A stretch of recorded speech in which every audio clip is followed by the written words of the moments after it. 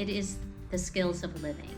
And when a lot of people say, well, occupational therapy, you're finding jobs for people, and certainly you're not doing that with children. However, what is the job of a child? The job of a child is to play, to be able to socially interact with their friends, to work in school, to play at home, and to just be a part of their community. So those are the things that we focus on. Sensational Development was started about over 11 years ago. Sarah and I, the other co-owner, we decided that we wanted to create a place for parents, caregivers to bring their children where they could work on the skills that were necessary. And we started in a very small 400 square foot building, and we've moved on to a larger space so that we can offer more to the children that we work with. Oftentimes parents will get information from a school that says the child is having difficulty with handwriting or any other of the skills in school. So what we do is we look at all of the components that feed into handwriting. It could be strength, it could be upper body strength, it could be core strength, it could be visual motor skills, it could be ocular motility.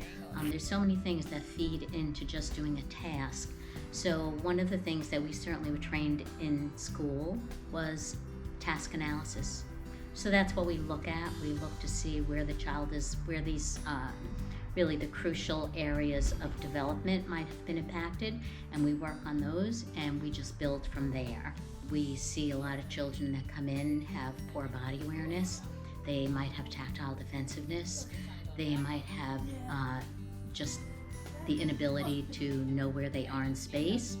Sometimes parents will tell us that they're just so clumsy. They're always bumping into things. So when we get those children, we start looking at all of the systems that are necessary, those building blocks, and we look at those and we see where we have to start and we build up from there. So the way that our sensational development is currently set up is we consist of 3 units. So we have multiple entrances and a lot of some smaller rooms like the one we're in at the moment, as well as some larger therapy rooms and sensory gym setups. But we utilize all of the equipment. Every room is really dynamic. We can change the needs change what the room is offering based on the needs of the child. We utilize our space to make it as therapeutic as possible.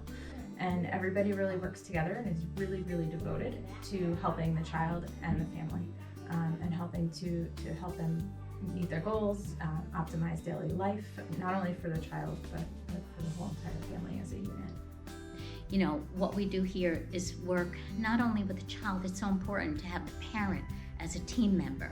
We want to work closely with the parent. We want to educate them. We want to give them ideas and suggestions of things that they can do with their child at home. The following week, we can always tell, wow, I can tell that you were really, working on those activities I gave you last week. So we're not here to just work with ourselves and the child. It's the child and the parent.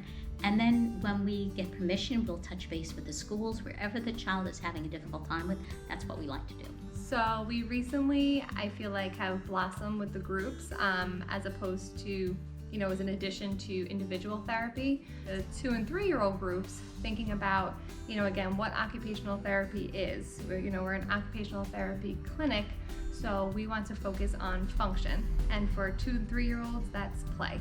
We love to play, and sometimes we take that for granted because we think kids just naturally know how to play.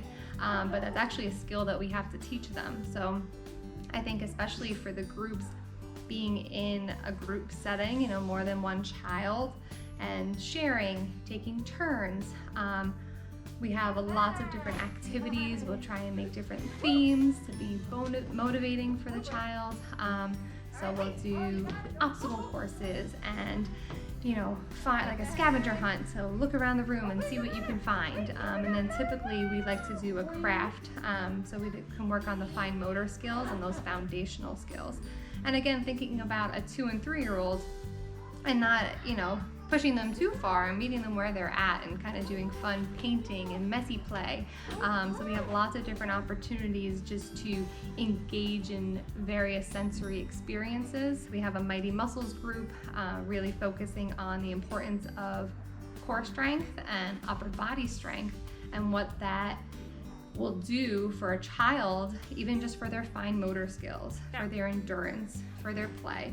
So it's really about those foundational skills that are going to help them function in their daily lives. We use music, songs, again, that multi-sensory approach to learning.